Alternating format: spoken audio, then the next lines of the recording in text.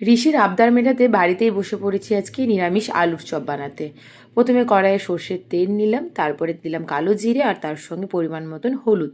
এরপর সেদ্ধ করে রাখা আলুটাকে ভালো করে ভাজা ভাজা করা শুরু করলাম। এবার আপনারা ভাবছেন যে আলুটা কতক্ষণ ভাজা ভাজা করবো, যতক্ষণ না পর্যন্ত কড়াইয়ে ধরে যাচ্ছে।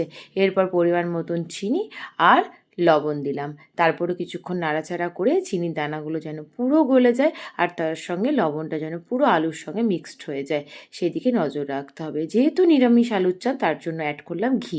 আর বেসন ছাড়া তো চপ ভাজা যাবে না, তাই পরিমাণ মতন বেসন নিয়ে নিলাম।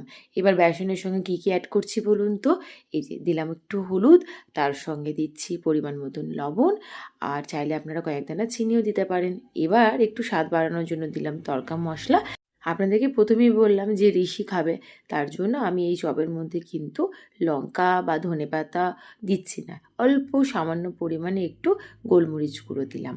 ব্যাস, এবার ভালো করে ব্যাটারটাকে রেডি করার পালা। ভালো করে কিন্তু ফাটতে হবে, নয়তো কিন্তু চপ ভালোভাবে ফুলবে না। কড়াই গ্যাসে বসিয়ে দিয়েছি, কড়াই গরম হচ্ছে, তার মধ্যেই দিয়ে দিলাম ফরচুনের মাস্টার্ড অয়েল। সো মাস্টার্ড অয়েলটাকে একটু ভালো করে গরম হতে দিতে হবে।